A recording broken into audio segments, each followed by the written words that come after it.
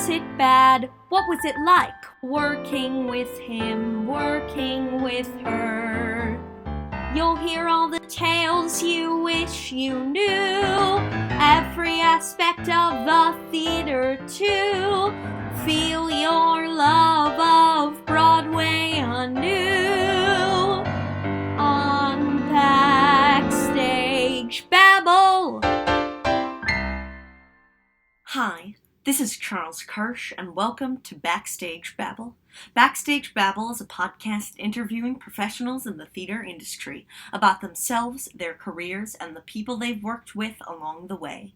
And I have quite a show for you today, my celebration of the 2020 Tony Awards, which took place 2 weeks ago on September 26th at 7:00 p.m. You can now watch the entire 4-hour ceremony on the PBS app and on Paramount+. The first 2 hours, hosted by Audra McDonald, feature most of the awards in the ceremony. The second 2 hours, hosted by Leslie Odom Jr., are a fabulous celebration of Broadway, featuring the awards for Best Musical, Best Play, and Best Revival of a Play. First, tonight, we'll see some red carpet B-roll, both photos and videos. Then, I was lucky enough to attend the press room for the Tony Awards this year, and I'll be replaying the questions I got to ask to some of the night's winners, including Lois Smith, Alex Timbers, Anthony Veneziale, and more. Then we'll hear selections that include my questions with Kenny Leon and Matthew Lopez, who were, respectively, the director and playwright of Tony Award winners A Soldier's Play and The Inheritance. After that, my extended interview with legendary Broadway publicist and producer Irene Gandy, who was one of the 4 recipients of special awards at this year's ceremony. She started at the Negro Ensemble Company in the 60s, and since then has worked on myriad hits on Broadway and off, including Dames at Sea, Spring Awakening, Me and My Girl, Talk Radio, and more. She will also be involved with the upcoming Broadway production of Thoughts of a Colored Man. So, without further ado, the 2020 Tony Awards on Backstage Babble. And while you can listen to this episode in an audio format, I would highly recommend clicking on the video link in the episode description so you can watch it as well. And now, on with the show.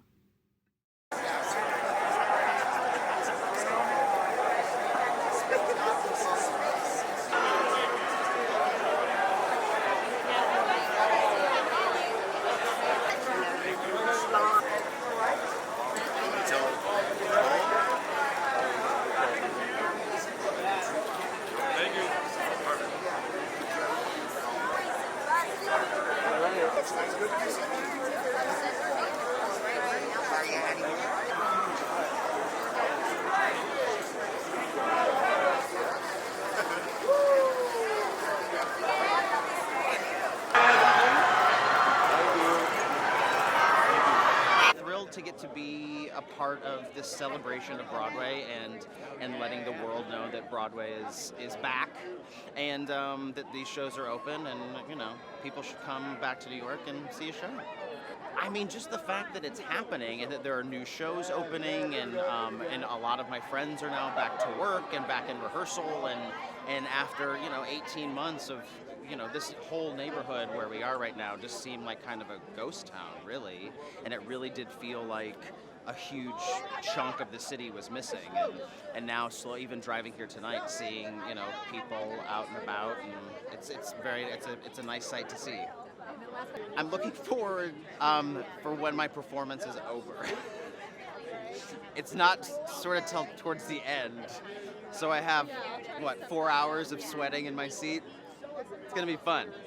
I've watched the entire world upend itself and also watched the entire world try to rebuild itself at the same time. And I think that in this moment of rebuilding and regrowth, it feels both exhilarating and daunting to be standing on this stage right now. We're on this red carpet right now, people are wearing masks, people are still getting vaxxed and not getting vaxxed and figuring things out. So it's daunting, but it's exhilarating. So I'm excited to be here because I can finally celebrate the work that we all did for the last 5 years. Yeah, I'm working on a couple things right now. So I think the thing I'm most excited about is people re-engaging with our communities, right? Rebuilding these communities that have fallen apart and dispersed throughout COVID. So. Oh, it is coming to a family reunion. This is truly a beautiful, beautiful night to celebrate us coming kind of back home. I walked in the theater this morning. It's the first time I've walked in a theater in 18 months, and I had to go take a moment by myself and cry a little bit. It's just like I'm so proud of how far we've come as a community, and yeah, the world has changed, but it's good to be telling stories again. It's really an emotional day. Yeah, just think of all the incredible, gifted artists on stage and off that have been out of a job for a really long time, and it just feels good to come back and tell stories together. I'm excited for that magic space between the audience and the performers to come alive again. It's like there's nothing like it, and you can only have it when people come together and be sticky in a space. So let's get sticky again. Right now, American Crime Story Impeachment is airing on FX. I'm playing Paula Jones, and you can also catch Be Positive on CBS on Thursdays at 9:30. My favorite award show of the year, and it's the first one that I've gone to since the craziest thing happened a year and a half ago.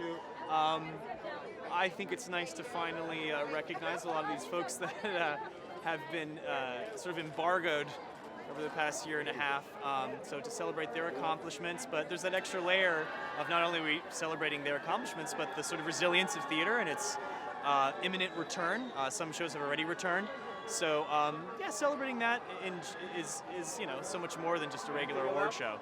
It's a bit of a hopeful. I don't know what the word is I'm looking for. It's the award is the return, I think. I mean, it's sort of a rhetorical question. People are like, "What's the most exciting thing about theater coming back?" I'm like, "Theater coming back." I don't know how else to articulate that. I'm just happy that strangers can come together and be a part of something bigger than themselves. Performers and audiences included. Very surreal. It's very crazy. I mean, here we are. It's September, not June. I have to say, it's cool. It's much more comfortable, but no, it's very exciting. I mean, it's been a crazy year for all of us, and especially the Broadway community. So it's just more than anything, it's exciting. I'm looking forward to Audrey McDonald hosting the Tonys. I cannot think of a better person. I'm looking forward to my friend Leslie Odom hosting Broadway's Back, and really just a celebration. There's so many friends being recognized tonight, and it's a reunion for everyone. Well, I am working on a TV show right now called Raising Kanan on Stars. So that's been amazing. We have a lot of Broadway theater people on our show, which is really exciting. And, theater is back. We can finally, New York finally feels like New York again. I mean, because theater is so, critical to New York. And, it's a celebration. My heart is bursting and breaking at the same time. It's like a time warp, like we never left. This community is always a part of me, but the last time I was here, I was blessed enough to accept Best Actress, so to be back center stage seems wild, right? It seems wild, but the love is still here, the talent's still here, the energy's still here, the fans are here, and that really is encouraging and affirming. I feel like the whole energy of the city shifted, right? When you know that people are coming to a destination and they're all gathering in these gorgeous theaters to listen to storytelling, and then those theaters open up and all the people gather again, it's just a different way. There's an ebb and flow and a breath and an excitement that's been missing in New York, and it's back.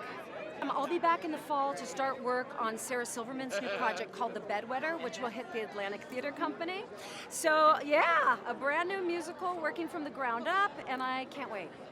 So excited because we've been around for we've been out of it for 18 months.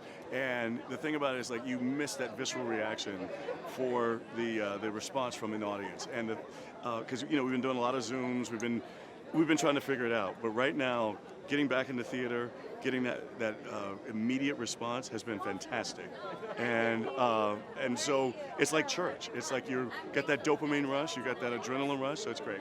Yeah, I'm doing a show called Chicken and Biscuits right now. We just started previews this week, and we are having the best time. Well, everybody's been COVID, compliant and the whole thing, but it's been great. The support that you get and the love and because they've been missing it as well. The audience has been missing it, so we're just having a combustion of enjoyment together. Yeah. Just to celebrate theater, you know what I mean?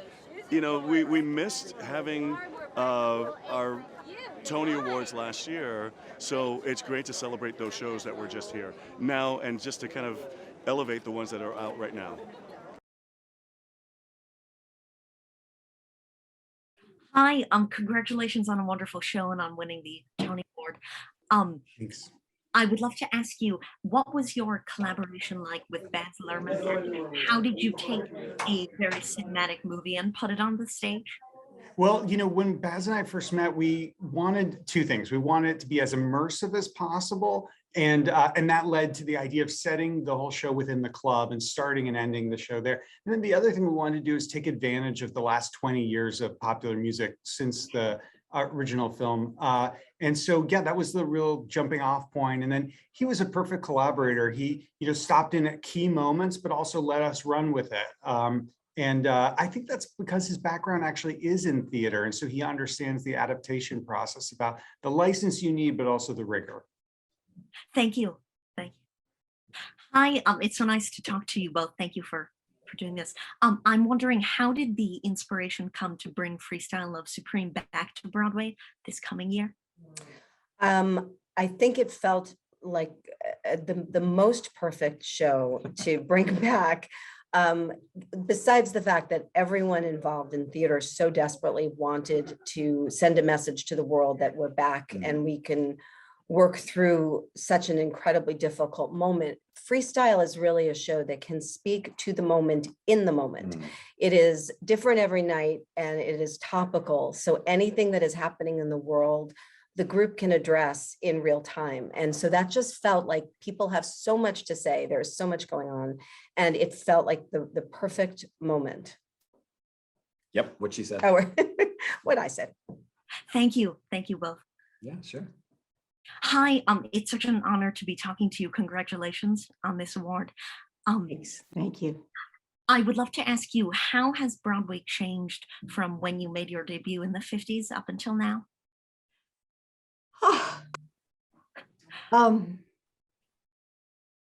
Costs a lot more to buy a ticket. Costs a lot more to put on a play. About the audiences, I had a colleague, not as old as I am, but somebody who's been going to the theater and part of the theater for a long time, saying that he thought the audiences used to go more easily to come and go. And maybe that is because of the expense, you know, but that now there is a kind of expectation. It's really got to be terrific. I was interested to hear that, and I have a feeling that he had something, that he had noticed something that I hadn't particularly paid attention to. Yeah. Well, thank you. Thank you so much. And again, congratulations. Thank you. Congratulations to both of you on a wonderful show and on winning the Tony Award. I'd love to ask you about your collaboration with the director, Matthew Warchus, on creating the sound design. Well, we've both worked for Matthew for a long time. I've been working with him since Lord of the Rings, which was about 100 years ago now. So we've been together for quite a while, and that means there's a kind of shorthand. We generally communicate. Everybody's very busy these days, and Matthew texted me to say, I'm going to do a Christmas Carol. It's going to be very, very simple. I just want boxes and chairs and probably nothing in it for you. And then I watched the first time Scrooge went through the door opening sequence and thought I was in for a really bumpy ride. It was going to be a very busy show for me. But very little is said between us. He sends me little videos of the show, or I take a little video in rehearsal, and then I put a load of sound effects on it or not, and he sends me a thumbs up or thumbs down.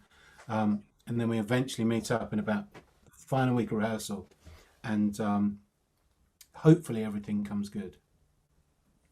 Thank you. Thank you.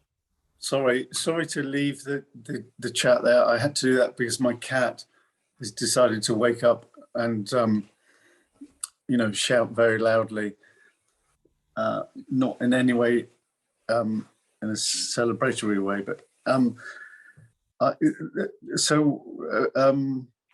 Simon's just touched on something, which is that when Matthew and I and Simon and Chris and Hugh with Jack Thorne decided to start this journey, we tried to do it with as little as possible. And so, you know, it's easy for me to strip away stuff, but then what happens is that the burden becomes other people's work. And what Simon is sort of downplaying, and he's being sort of very sort of humble about, is that if I'm not giving them a door, then he has to provide the door lock, or whatever the sound of it. So, you know, I was working trying to strip stuff away, and Simon and Chris specifically, and Hugh actually, were having to work very hard to try and fill the gaps.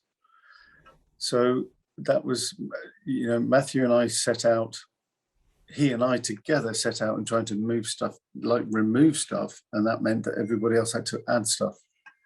And that's the trick of this production, I think, is that you feel as if you're getting stuff that you haven't actually realized you're getting.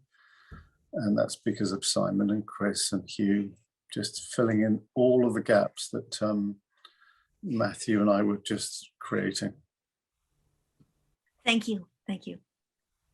Hi, congratulations on a wonderful show and on winning the award.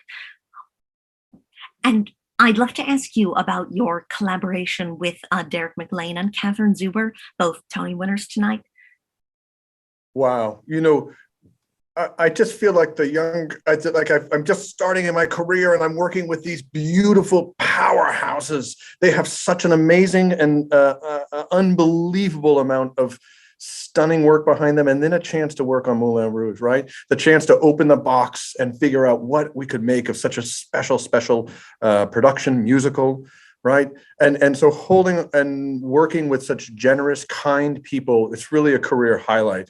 When Derek's, certainly their personalities, but also the talents, right? The detail, the precision, the sort of love and charm that's put into all the efforts. It's an amazing chance to work with that talent. Thank you. Thank you. When I started to write the play, I felt incredibly disconnected from the gay community. I felt divorced from my own history. And it was my attempt to understand it, to make contact with it, and to make peace in some ways with the parts of it that I had a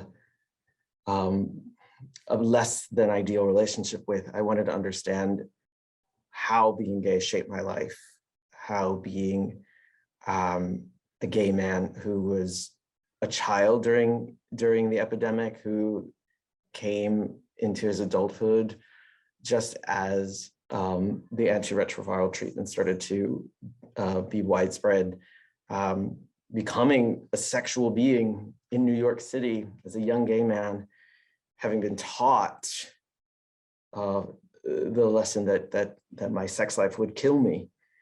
And I needed to unpack all that. I needed to understand it. I needed to get a lot of that out. And I hope, having done all that, that others will come to the play with their own questions and their own, the things that they're wrestling with, and maybe not get all the answers they're seeking from the play, but hopefully that the play will encourage them to begin to seek themselves. Hi, congratulations on a wonderful play and on winning the Tony. I would love to ask you, how did you first get the idea to adapt Howard's End, and how did you sort of approach changing it to make it into a play?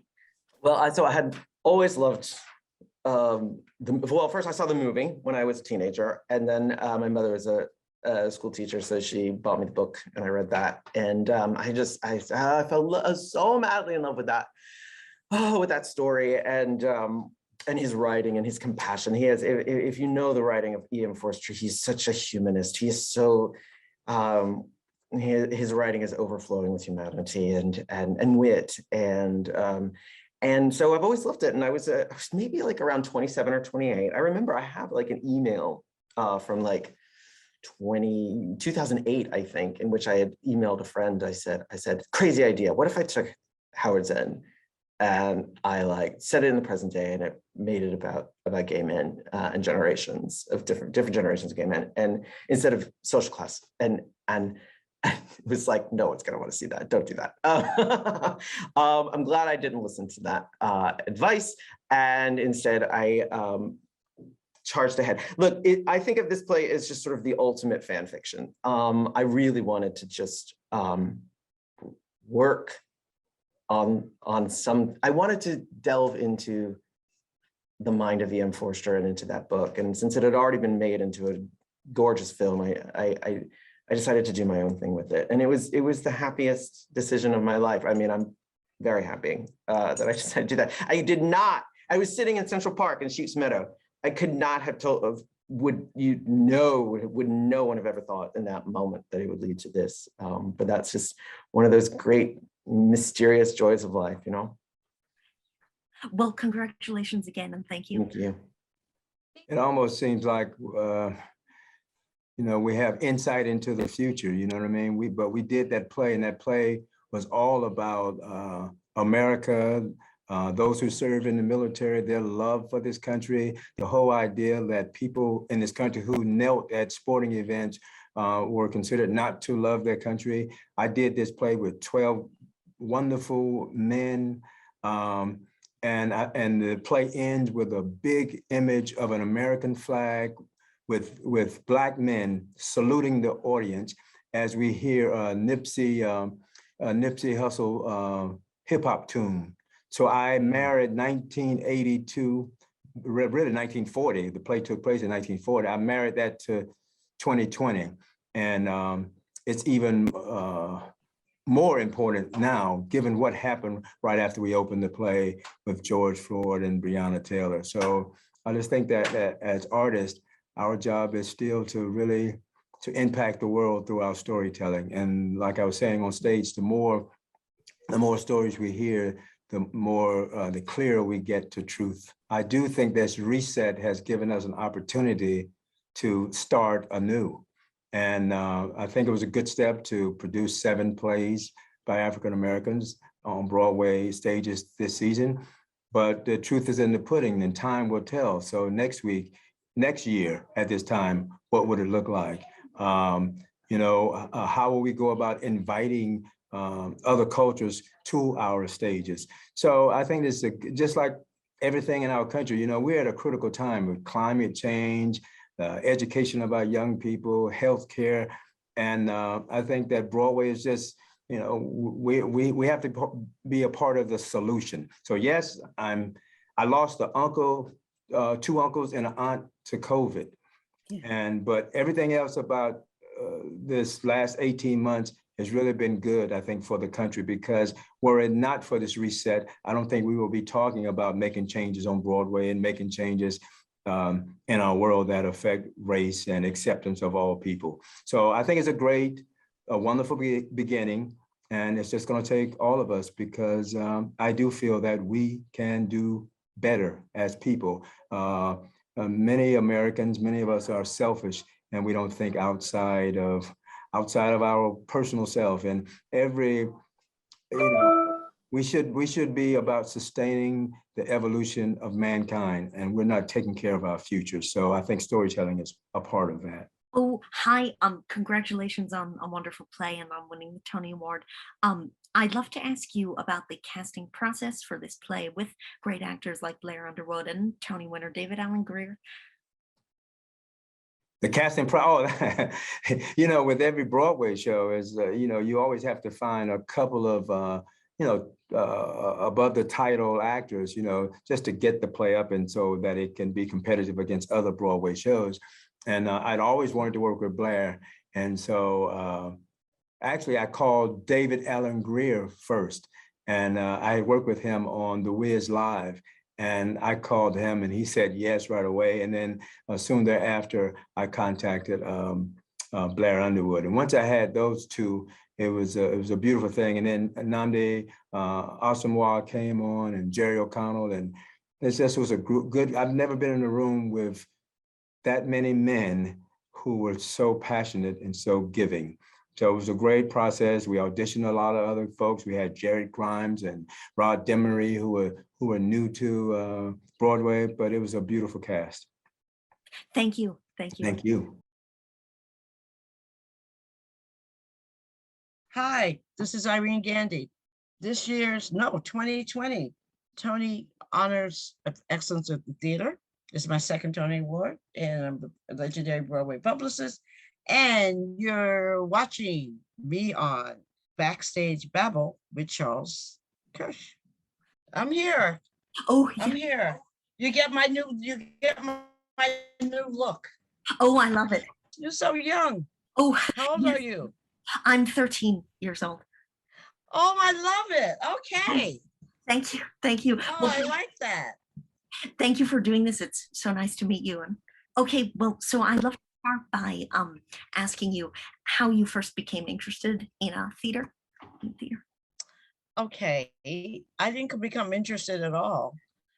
You can also Google it. I mean, no one wants to be how I became interested in theater or being a press agent. Or did they happen at the same time, or did one happen before? No, what happened was everything. No one wants to be a press agent. I mean, I remember I live in Greenwich Village, and I'm a village person. And so there was a guy in my building that, let me fast forward. In the old days in the village, we were all bohemians and hippies. And instead of taking drugs, I went to acting school. And so I went to one class, and I met this guy who there was a cast party at the View from the Bridge, and I met a casting director, and he put me in A Man Called Adam, a movie. I was like, oh, this acting is not so hard. I was an extra. I had only take one class. And next thing I was on a set in a movie. And so fast forward to that, I didn't like acting at all. I mean, anyway, but I figured, but that was great. And then I got married, and then I had my baby. And in the building that we lived in at the time, one of the neighbors wrote children's theater. And one day he said, for a place called Electric Circus, you're too young to remember, but it was like the first, like before Studio 54. It was on St. Mark's Place. And he said, oh, my owl is missing. My owl cannot come to work today, but do you mind? I understand you're an actress. Would you like to be an actress? Would you like to come and play the part of owl? So I said, okay. And then when I went there, I'm originally from Westbury, Long Island. And when I went there, I was reunited with my, I don't know how I got a flight, with a guy who graduated from high school with, Fred Garrett. And his partner ran the theater. And Fred, I said, what are you doing? He said, oh, I'm working with the Negro Ensemble Company, and Douglas Turner Ward has asked, for this grant, blah, blah, blah, blah, but nobody wants to be a press agent. Only white people were coming for the job. And he said, this is the last day. I haven't seen you in 4 years, but would you just go up and do the interview? Because, we were looking for people of color, because that was in 1968. And everything was Black explosion. People wanted to do movies, and, so nobody wanted to be, I didn't even know what a press agent was. I do know that I liked old movies, and that the press in Mae West would say, oh, my press agent kidnapped me. And so that's all I knew. So I said, well, I'll go for the interview. And, Charles, if you go, I know I wasn't getting the job. So I interviewed him, and that's what happened. So I'm still doing the same thing 50 years. I was hired, and I learned by myself all the nuts and bolts. And at the time, that was the time Times Square was really gritty. Oh. And also I had hot pants. I went to the Times, which was on 43rd Street, in pink hot pants and a brown suede with pockets and brown suede boots and an Applejack hat. I'll never forget. And the guard said, oh, I'll give this to to Cy Peck, who was the theater editor at the time. I'm like, no, I got to give it to him because when you didn't know anything. So they kept me waiting for an hour, but he knew I wasn't going to come out, going to leave the lobby. And he called Mr. Peck, and it was a deadline day, I'll never forget. So he came out and he said, who is this holding up my deadline? I'm like, who are you that I have to wait for you an hour? Because you don't know. And that was my relationship with the press. So that's what I'm still doing for 50 years. I'm still saying, who are you? And I'm Irene Gandy. Yeah. And what was the process like of sort of learning how to get shows publicized, since you didn't know that much? It was just, the thing is, there was no internet. You guys have, I did all my releases on a mimeograph machine. Shows started at 8 o'clock or 8:30, I think. I think it was 8:30. And then you had to stand outside, and all the critics came up one night. It wasn't like now, and all the press agents would go to the Times at 9:30 and wait for the Times so we could see the review. And then we would go to AP, to Associated Press and Lincoln Center. So it wasn't, we had the whole umbrellas. Yeah. So that was, yeah. But there were a lot more papers and a lot more people that just like theater, so. But the New York Times was always in the forefront, of that. Clive Barnes was the critic at the time. What has your relationship been like with different critics at the Times over time? Oh, I love them. I mean, I have to say, because I was never afraid of them. Because when I came up with reviewers, the people reviewed the show, they may not have liked it, but it was not like now. Critics, they pick out everything because everybody wants to be the talent. Critics would say, I don't like the show. I mean, it wasn't for me. I don't care for me, but the scenery was good, or the costume was good, but they wouldn't like attack, they wouldn't attack the people, because honestly, the one thing I learned about being with an old press agent named Max Eisen, I would say, oh, I don't like this show, I don't like this. He said, well, how many tickets are your review gonna sell? And I don't know how to write a play, I don't know how to do a poem, I don't know how to do music, I don't know how to act. So I don't, I don't think about it. You put the best thing out, because I'm going to work regardless. My career is not ended by the show's the show stay open or closed, and there'll be another show, Yeah. And I have to deal with the critic, not the actor. Yeah. And since you are like the expert on this, what do you think is the art to writing a press release for a show? I don't know how to write a press release. Oh. I still don't. I think I do the basics, the who, what, where, and why. And I think when you work in theater, I don't know about other places, you have all producers and directors and press agents. So you have to do the basics. Because the manager may not like what you said about the actor.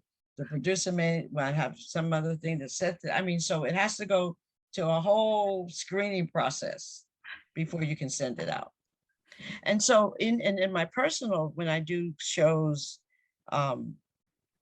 we have a list that we send to theater people. It's called the Broadway League, and people like yourself, maybe it's approved list that press agents approve. And it's a list of people. It's called the first and second night list, and we send it out to them. But personally, you send it out, if you want to stir in the Times, or if I want to pitch you for a story or something, then we'll send out the press release. But it has to be approved. But I normally, when I work on my personal accounts, like I'm very big in the community, like on Harlem Week and stuff like that. I really, you can send out a press release, but if the people don't know you, they're not going to use it. So I usually start, I'm going to send you this. So what do you think about that? Or sometimes I think I call a press person and say, I'm getting ready to work on this show. Do you think this is going to work? Or I call my sister and say, would you buy a ticket to the show? I don't have a stock answer for anything. I always live in the now. Like normally, like today, I'm like, oh, I'm going to wear black hair today. You've seen my pictures. I have a turban or hat or blonde hair. But today I have a black curly wig because I go with what I feel, Yeah. and I never go with a defeatist attitude. Like I never think if someone says, well, I can't do that, I say, well, what can you do? You know what I mean? Yeah, I always think like that. So I don't know if I answered your question, but I think press for me, in our line of work, I think relationships are very important Yeah. because we use the same set designer, we use the same director, we use people we can trust. So And early in your career, you were working with David Atlee and Howard Roggensack on quite a few shows. And so, what was your sort of collaboration like with them? Oh, Howard Atlee.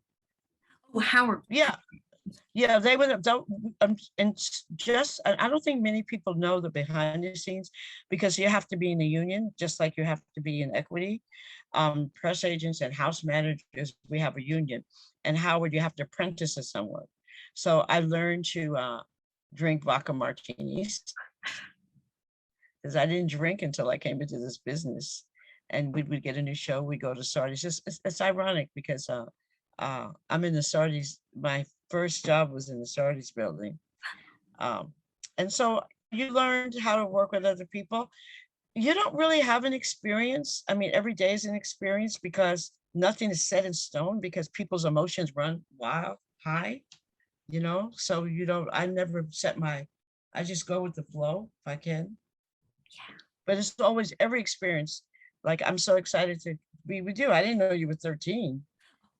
And I'm so excited because, that's an experience, Yeah. And look what you've done at 13 and people at 33 are still trying to figure it out. Oh, thank you. Thank you. So I applaud you for that. I'm going to get you some more people to be interviewed, but I like that. Oh, I appreciate it. I'd love to ask what your collaboration was like with Douglas Turner Ward. Michael Douglas? Oh, Douglas Turner Ward. Oh, Douglas Turner Ward. We know about that.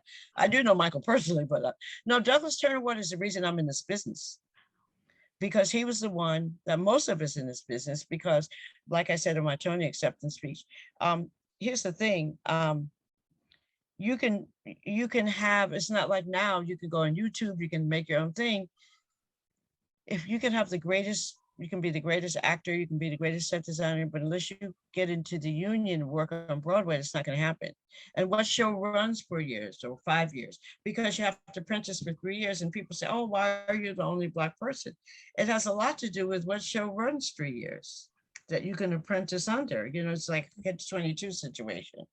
But with Douglas Turner Ward, he was smart enough to bring in somebody who knew the union rules, like Gerald Crone. Robert Hooks brought in this glitz because he was on TV and all that. And so we had the same contract as Lincoln Center or LORT. We have what you call a LORT contract. So in the repertory company, you can apprentice, yeah. So yeah, that was, and I love Douglas Turner Ward because he never forgot what, because it was in the 60s. And I would say, oh, why we're not being called Negro, we're not being, but no, he said, so it was a commitment, not just to people of color, but the excellence and what we did, the training 7 days a week. I mean, with the actors, he had like Lee Strasberg stuff, he had a company of 12 actors, people like Rosalind Cash and Clarice Taylor and Denise Nicholas and Arthur French and writers like Lonnie Elder and workshops that Sam and Denzel was in, right? Yeah. And when you were working off Broadway versus on Broadway, did you find that it was easier to get press for Broadway shows? Well, I think the thing is, no. I work. It used to, no. It's not easier. And it depends on the person. I never said, oh, because if I work on off Broadway or on Broadway for free, I give the same amount of energy. Yeah. The only time it's hard to get press on shows because now it's a little hard because we have no newspapers and the climate has changed. So, I mean, it's, you're working with people who I call them microwave people. The attention span is not, you know, they want, like when people want to see a show, like say we do a show with Al Pacino, and the name of the show is China Doll, or we do a show with Kerry Washington, and the name of the show is American. So they don't want to, they don't know that. They would say, oh, I want to see the Kerry Washington show. The only show they know the name is Hamilton. I want to see Hamilton. And it wasn't like that when I first started. So you have to adapt. You don't have to change, but you have to adapt. And you have to keep your things to the pulse, your ears to the pulse. And you have to like when I say, how old are you? And you say 13, I won't say, oh, wow, why am I doing this? He's 13. You know what I mean? Yeah. What does he have to say? But come on, I think that's how I live my life. I have mentors from 8 years old to 80. I was just talking to 8-year-old yesterday, and I was saying, oh, I'm doing so many interviews. I'm like, I can't do this. I'm behind the scenes. And she said, Irene, why don't you just own it? You earned it. What are you talking about? Roll with it. I'm like, she's right. No one gave me anything. I rubber band. I'm still getting braces though. I'm 13. And what was your, before you were involved as a press agent, what was your childhood like growing up out of New York? Oh my God, I had a great life. I grew up in Westbury, Long Island. I was born in 1943. My parents were from one of the first Black families to settle there in 1935. In 1935, we had a house, they had a house, they were 40 years old. I had a great time. I went to church. My mother was a domestic on the Fifth Estate, which is now Old Westbury. My godfather was a groom. I would go up there and play croquet. Even though my parents weren't that well educated according to, but they made sure that my sister's 6 years younger, that we went to Carnegie Hall and see stuff and go to Wright Beach. So it was very hard for me to understand why I'm generalizing now, why everybody wanted to be with white people, because I mean, why they needed that validation. We didn't have that in my house. I remember my dad said, well, I remember we were driving in a car and the police stopped my dad for something, and not like now, but and just he wasn't, because everybody knew everybody. The village was 10,000 people. And the guy said, and the policeman said, oh, get out the car. And he said, I'm not getting out the car. And he said something, and I remember I was 7 years old, and my dad looked at him and said, look, I have a blue suit at home in the closet too, And so that, and then, we had our own house. We bought the property and stuff.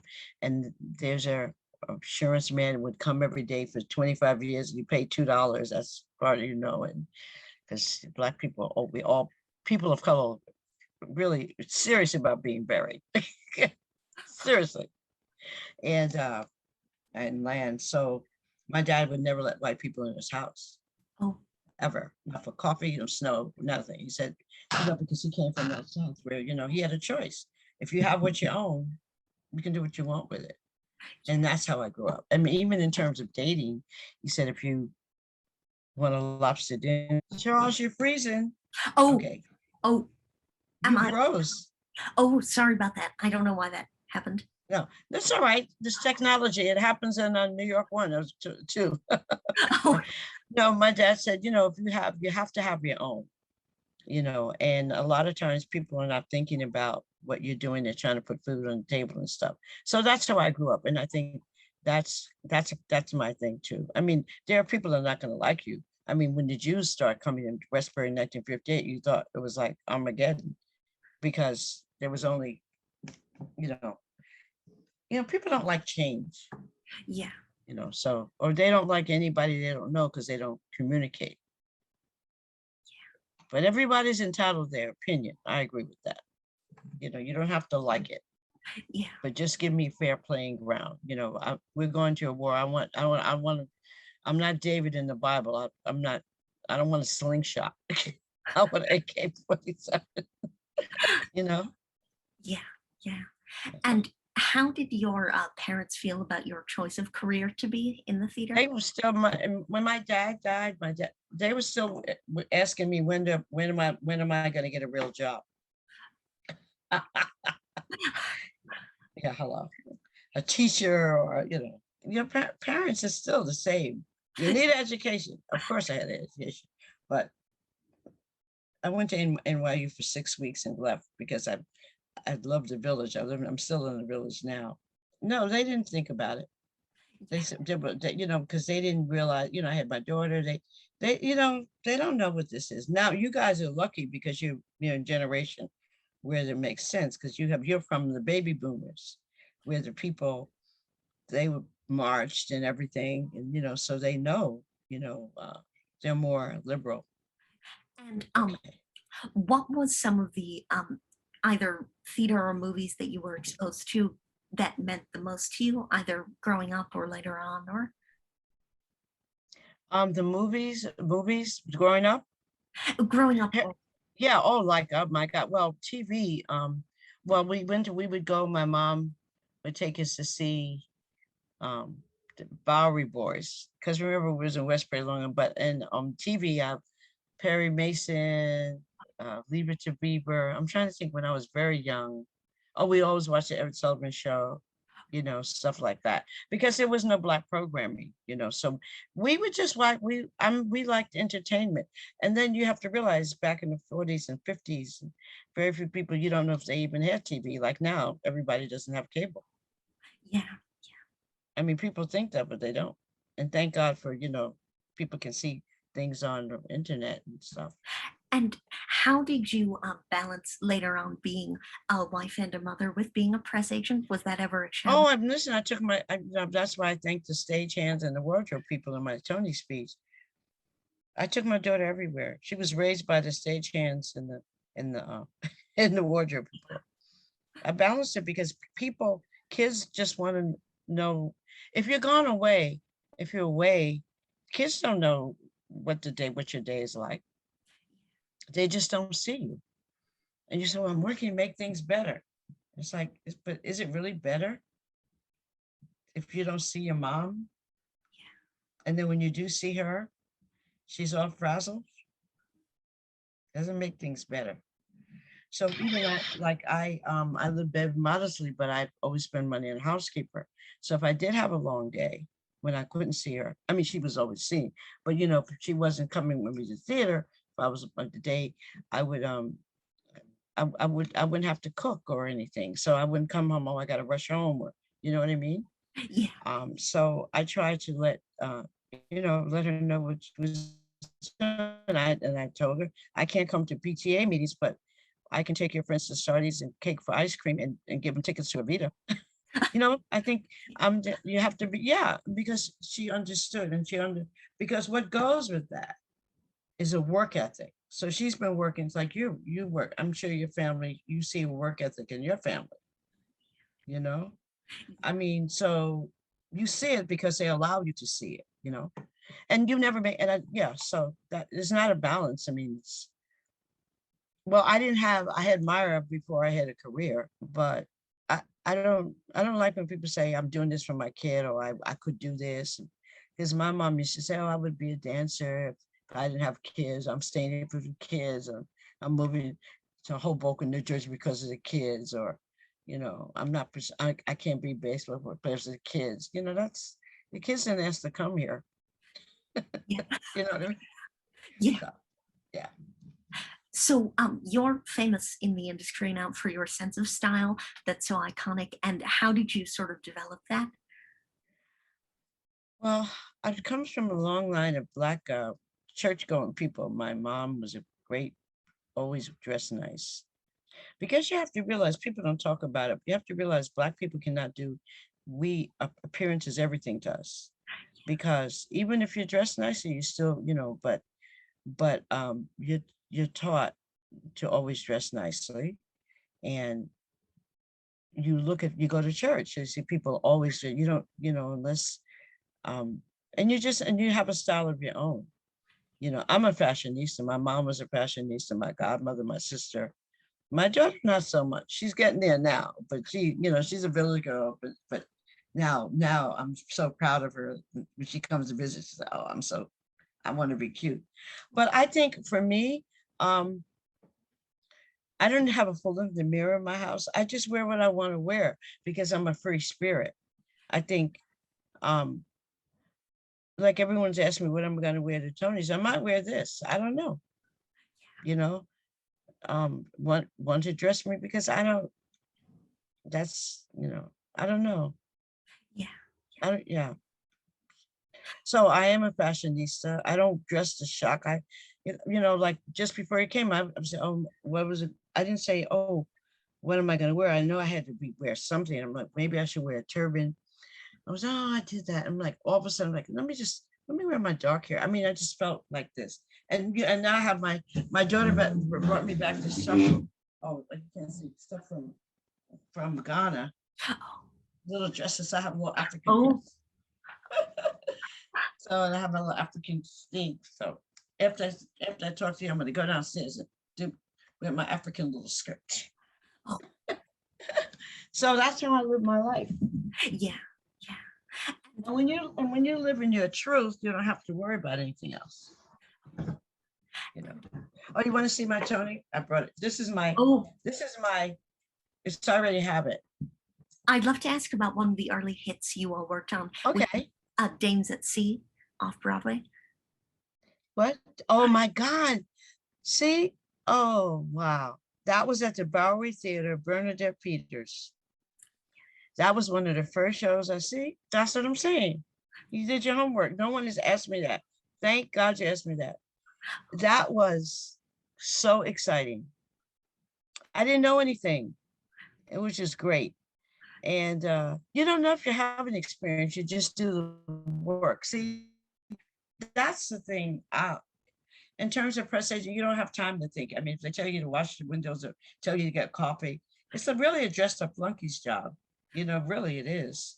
Because people want to do it, but it's like a governess. You don't own a house. It's not yours. You get to play in other people's money. It's like politics. I mean, I can't say, but they're doing politics and the 3 P's: politics, public relations, and the other P where people, you know, get paid for it and paid for services. Yeah. Because you're hustling. It's very political. You have to sell yourself, and the politics, you go with the flow. One of the legends of theater who you worked with was Eubie Blake on the show Eubie. Oh my God. Now, this is a typical example. Eubie Blake. Oh, yes. I want to talk about his wife taught my daughter how to make paper dolls. Oh. And I would take my daughter because we had to go to his house in Brooklyn. Always do his finger exercise. He was 96 and he was very, very active. So that was a very great experience for me. And he was so lively, and him and Gregory Hines got along well. Man, he did Saturday Night Live with Gregory Hines. Yeah. That was a great experience. And he was 96 and he would always look great. Oh. And his wife was still jealous of him, thinks women want him. So that was good. Yeah. And I'd love to ask about your work with the late Mickey Grant on Your Arms Too Short to Box with God. Yes, Mickey Grant. You know, thank you for mentioning Mickey Grant. Oh. You know, she's an unsung hero. You know, I worked on Your Arms Too Short to Box with God with matter of fact, that's Jennifer Holliday, but Mickey was she was a gentle woman, but very brilliant composer and writer.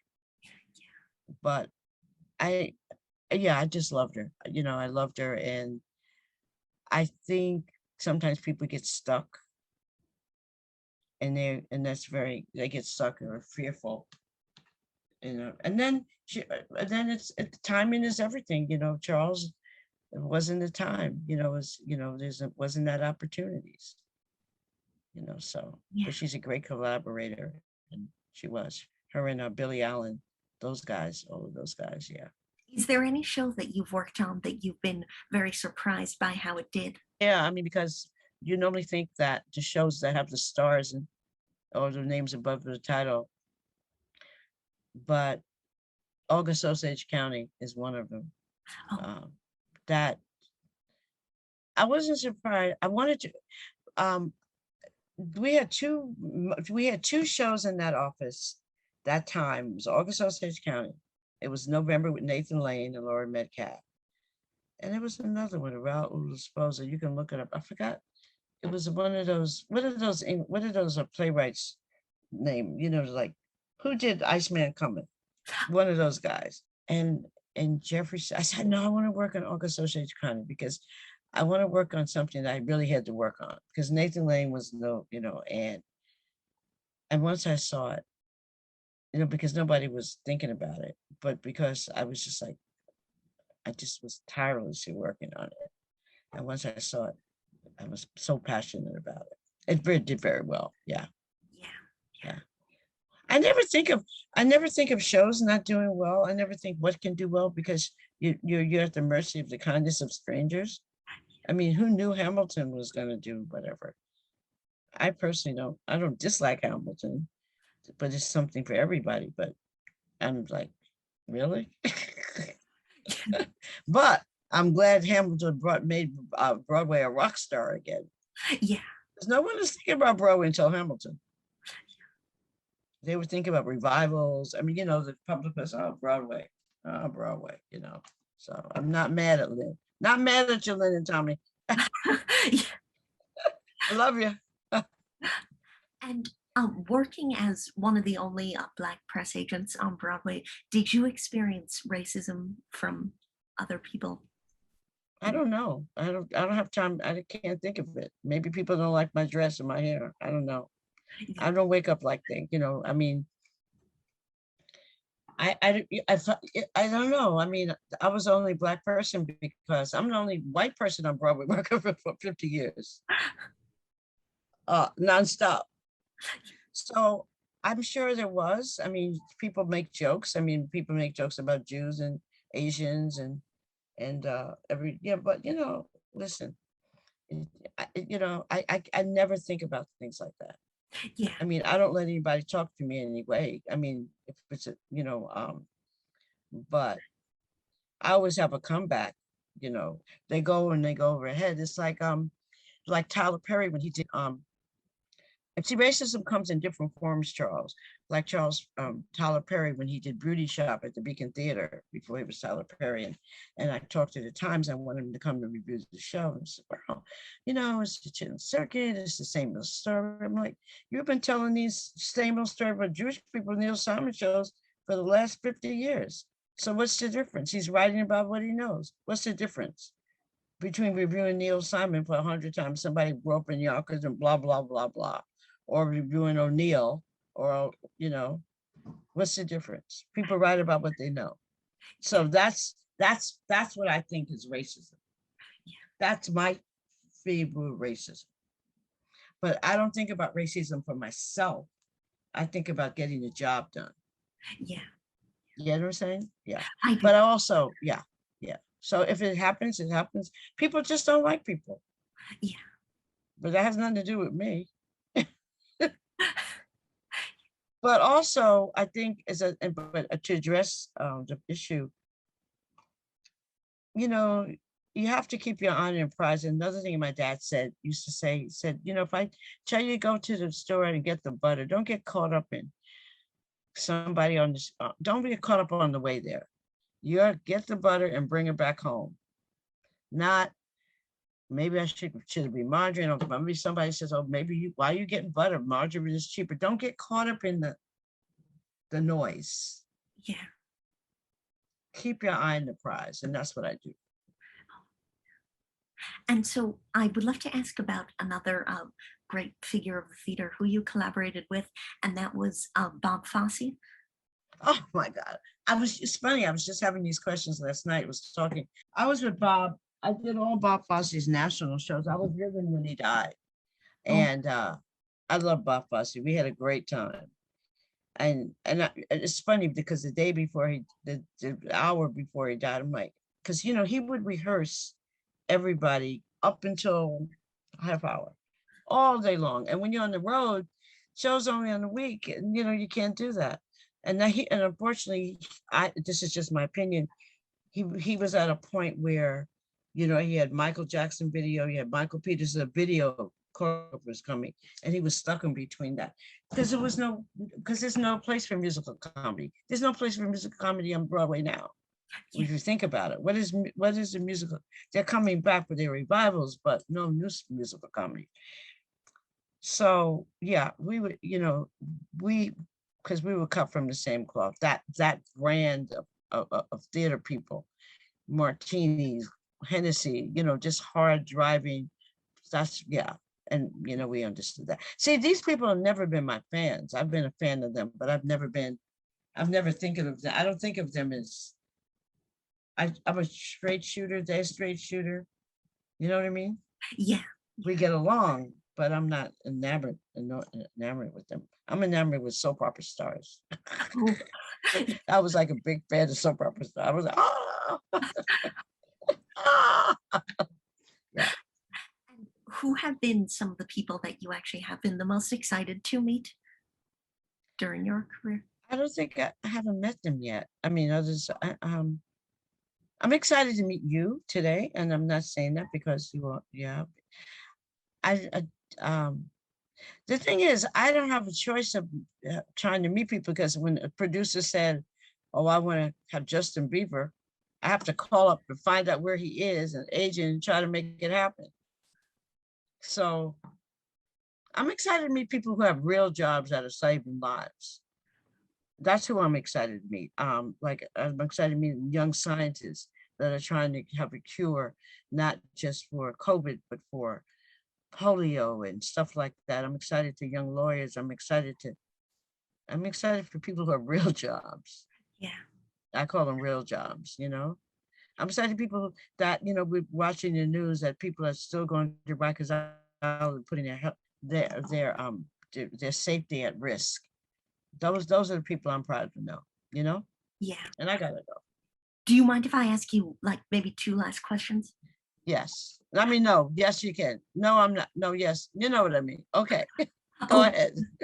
Well, so I'd love to ask about your like opinion on theater coming back and the Tonys and everything like that you're involved in. Yeah, I'm very happy. I was like bitching about I'm going to retire, blah, blah, blah, blah, blah, blah. But when I went to the first day of rehearsal for Thoughts of a Color Man, because I'm on the production team, I said, oh my God, I have such a passion. I'm very excited about it. Yeah, I'm excited about it. And it'll probably, and I was saying the other day, I was saying like, we have treated our New York Theater Committee like stepchildren, because we always depend on the people coming in from Thanksgiving Day parade, what is it? The ball dropping, then they leave, and then, you know what I'm saying? And so now we don't have that. Now we have to die hard New Yorker. So I'm glad that we're making that commitment. The producers are making that commitment. Yeah. And I'm glad the actors, will realize what a gift it is to work and stop complaining. They're we'll see how softer and kinder. I'll give it 6 months. No. I'd love to just close by asking you, what advice would you give to somebody just starting out in the theater? Do the work. And don't have the question before the answer, and don't have the solution before the problem. Because, yeah, I mean, I say that to say, you can say, well, I want to move to New York and do a show. Like, I'm going to do a podcast. I want to move to New York, but do a podcast. But if I move to New York, maybe I can't move. Oh, if I move to New York, maybe I can't find an apartment, but maybe I need to save up. I need to save up, and then I have to find out. And already, you haven't even moved to New York, and you already took yourself out of that. You see what I'm saying? Yeah. So and then Another one I say, and I have to say it to myself, don't have the answer before the question. It's like you break up with your girlfriend or your boyfriend or your job, and you just like you give them a lashing or whatever you call it, say I'm old lashing, and you say, well, when they call back, I'm gonna say this, I'm gonna say this, I'm gonna say, they may never call back. So you're sitting there with an answer with no question. And that's it. Just don't, don't talk yourself out of a career. And just do the work. It's work. It's called show business, not show play. Yeah. Yeah. I mean, I know that I'm not an actress, so I'm not trying to be an actress. I know I'm not a playwright. You have to, know your limitations, but never limit yourself. That's what I'm saying. Yeah. And if it doesn't work, try it. When I started acting, I wanted to be the person that picked the person. And that's what and if I couldn't be the person that picked the person, I wanted, I knew I wasn't going to be the person that had to be picked. But I like myself too much. Yeah. Well, thank you so much for doing this. It's been an honor. Well, thank you. I'm so impressed by you. Thank you so much. Oh, thank you. I appreciate that. Yeah.